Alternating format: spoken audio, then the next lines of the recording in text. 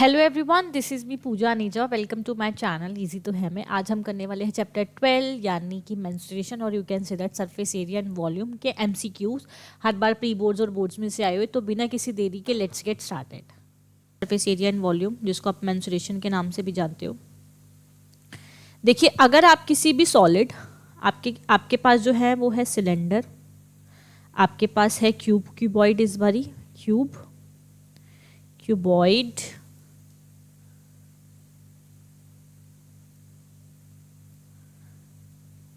आपके सिलेबस में जो है क्यूब है, क्यूबॉइड है, सिलेंडर है और हेमिस्फेयर और स्फेयर है, हेमिस्फेयर एंड स्फेयर है। ठीक है, अगर आप किसी भी सिंगल शेप का कुछ भी निकालते हो, लाइक कुछ भी का मतलब है सरफेस एरिया निकालते हो, टोटल सरफेस एरिया, तो वो टोटल ही होगा। जैसे कोन की बात करूँ तो इसका टोटल सरफेस एरिया होगा pi r l plus pi r square.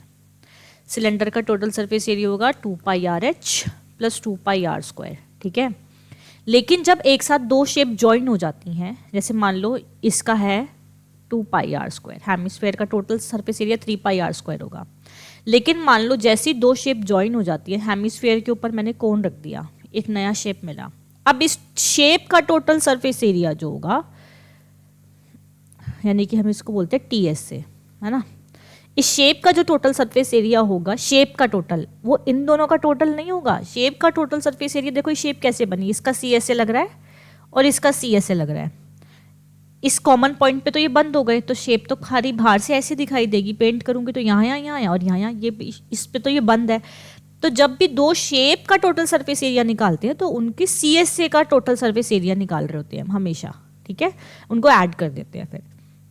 तो यही आप इस चैप्टर में भी पढ़ोगे। तो बिना किसी देरी के हम स्टार्ट करने वाले हैं।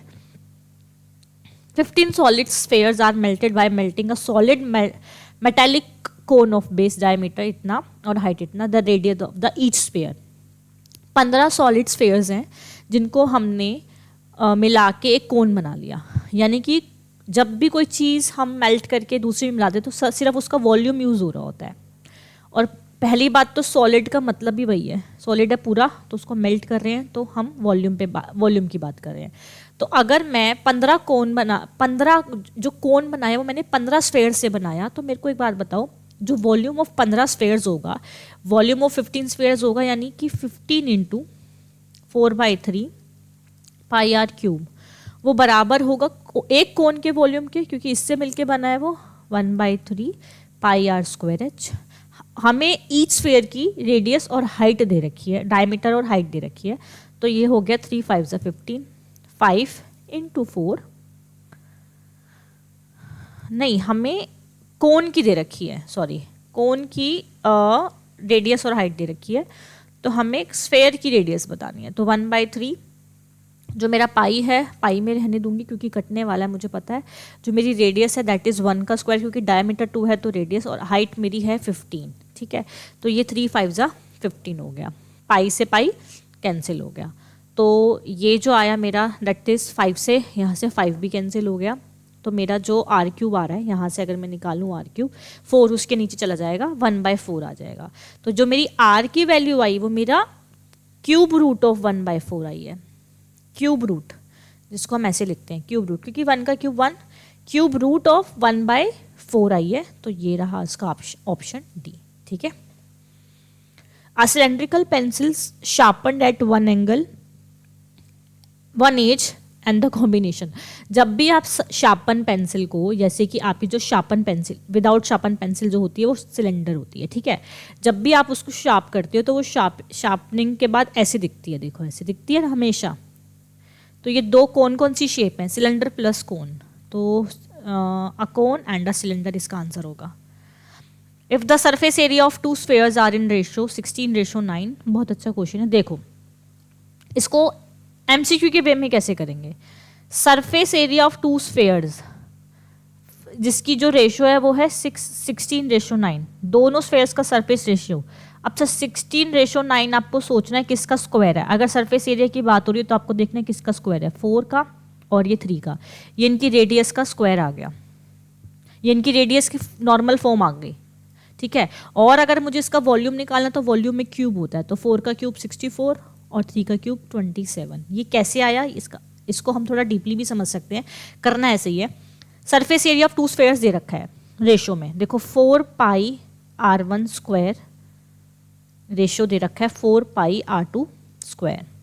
सब कैंसिल हो जाता है क्योंकि रेशो में तो सेम चीज़ कैंसिल होनी है, सिर्फ जो बचता है वो r1 और r2 का रेशो बचता है। देखो 16 रेशो दिया हुआ है 9 r1 का, तो ये पक्का 4:3 का बना होगा स्क्वायर, तो इससे हमारी रेडियस का रेशो मिल गया। वॉल्यूम में भी सब कट जाता है, सिर्फ r1 cube ratio r2 cube ही तो बचेगा, क्योंकि 4/3 पाई r इसमें 4/3 पाई और 4/3 पाई इसमें भी होगा, सिर्फ r1। और r1 मैंने बिना स्क्वायर के यानी सिंगल r निकाल ली, तो मेरी 4 का क्यूब मैंने बोला 64 और r का क्यूब 27। इसका उल्टा भी हो सकता है, इसका उल्टा हो सकता है कि वॉल्यूम दे दे, तो आपको उसकी बेस वैल्यू निकालनी है। बेस वैल्यू इसकी 4 आएगी, इसकी बेस वैल्यू की किसका क्यूब है तो 3। अब उसका सरफेस एरिया का रेशो पूछ ले तो स्क्वायर कर दो, तो यानी कि 16:9, यानी वॉल्यूम दिया हुआ है तो किसी का क्यूब बन रहा होगा, स्क्वायर सरफेस एरिया दे तो किसी का स्क्वायर बन रहा होगा, और उसका अपोजिट करना है फिर आपको। If the radius of base of a right circular cylinder is halved keeping the height same, the ratio of the volume reduce cylinder to that the original cylinder is. देखो अब वो बोल रहा है कि अगर एक if the radius of the base of the cylinder circular cylinder half, अगर हम हाफ कर दें उसकी रेडियस को और हाइट सेम रखें, तो रेशियो जो उनके वॉल्यूम रिड्यूस का, किसकी बात हो रही है यहाँ पे, सर्कुलर सिलेंडर की, तो सिलेंडर का पहले लिख लो 1/3 सॉरी पाई r स्क्वायर h वॉल्यूम होता है सिलेंडर का, पहले रख रही हूँ, और ये हो गया पाई r2 square h2 h1 h2 रख रही हूँ। उसने बोला है पहले keeping the height same and the radius हम कर रहे हैं, पहले base of the radius half कर रहे हैं, ठीक है। और हमें वॉल्यूम देखो किसका निकालना है, रिड्यूस वाले का और ओरिजिनल वाले का, तो ये रिड्यूस वाला है, तो रिड्यूस वाले में हमने रेडियस जो है वो हाफ कर दी थी, यानी r/2 का होल स्क्वायर कर दी थी, और हाइट सेम रखी h1, और अगले वाले में तो वही है, और अगर दोनों टाइम हाइट सेम है तो ये भी h1 होगा, ठीक है।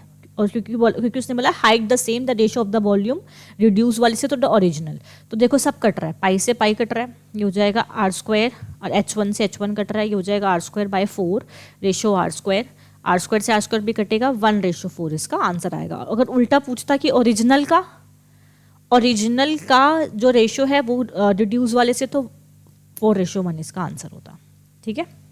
Cones of the same height are in the ratio this, देखो the base of the two circular cones in the same height, जिनकी हाइट सेम है और उनकी रेडियस का हाँ रेडियाई का रेशो ये है, तो कोन का जो आपका नॉर्म सरफेस एरिया जो होता है दैट इज कोन का 2πRh, ठीक है। रेशियो 2πRh रख रही हूँ पहले तो, क्योंकि उसने बोला है कि हाइट सेम है तो कैंसिल आउट कर देती हूँ, 2π से 2π कैंसिल हो गया, तो सीधा सीधा बचा कि जो उनकी r1 और r2 का जो रेशो है दैट इज 3:5 है, यही वो बोल रहा है। उनके वॉल्यूम का क्या रेशियो होगा, वॉल्यूम क्या होता है, देखो πr²h ratio πr²h, height same है तो पाई से पाई कैंसिल हो गया, h से n कैंसिल हो गया, तो r का स्क्वायर कर दो दैट इज 9, रेशियो 5 का भी मैंने आपको बताया था, आप डायरेक्ट कैसे बता सकते हो, तो 9:25। अगर आपको बताना था कि इनकी रेडियाई का रेशियो है तो वॉल्यूम के रेशियो में सिर्फ और सिर्फ रेडियाई बचेगी, सब कट जाएगा, डायरेक्ट उनका स्क्वायर कर दो तो डायरेक्ट आपका आंसर आ जाएगा। If two solid hemisphere of the same base radius r are joined together along their bases then the curved surface, देखो दो सॉलिड हेमिस्फीयर हैं, अगर हम उनको ज्वाइन कर रहे हैं उनके बेस के उस पे, तो अब जो आया इसका क्या निकालना है हमको, the surface area of the new solid is, तो दैट इज ये 2πr² और ये भी 2πr², इनको ऐड कर दिया हमने, तो कर्व सरफेस एरिया अब जो नया सॉलिड बना दैट इज 4πr², इसको total surface area of the sphere भी बोल सकते हैं। The radius in the largest circular cone that can be cut out from the cube is 4.2। देखो एक क्यूब में अगर हमने एक कोन बना दिया, मैक्सिमम कोन जो मेरा बनेगा, मतलब उसने बोला है कि लार्जेस्ट से लार्जेस्ट कोन बनाओ, तो लार्जेस्ट से लार्जेस्ट कोन सबसे पहले तो मैं यहाँ पे उसका वो होगा तो मैं ऐसा ही बनाऊंगी, ठीक है, कुछ ऐसा, तो उसकी जो मैक्सिमम हाइट होगी वो वही होगी जो एक क्यूब का एज होगा, क्योंकि सारे इक्वल होते हैं उसके, तो क्यूब है तो 4.2 ही उसकी मैक्सिमम हाइट हो सकती है।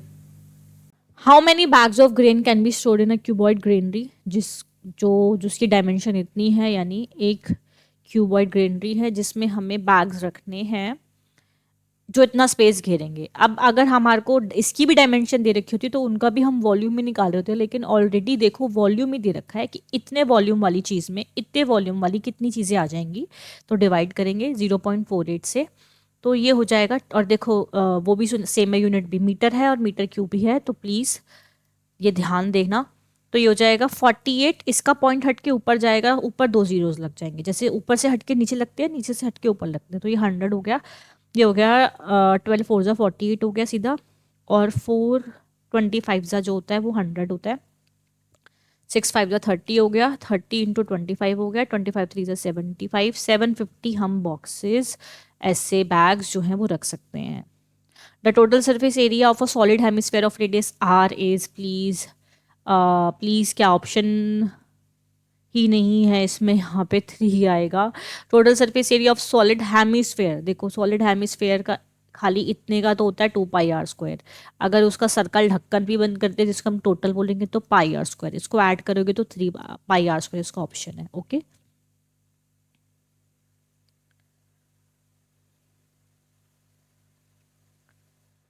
तो हमने कर लिए हैं एमसीक्यू। वीडियो को लाइक सब्सक्राइब शेयर कर देना, स्पेशली उन दोस्तों को जिन्होंने अब तक पढ़ना स्टार्ट नहीं किया। और अपने डाउट्स आप मुझे कमेंट सेक्शन में भेज सकते हो, मैं एक शॉर्ट बना के आपके डाउट्स क्लियर कर दूंगी।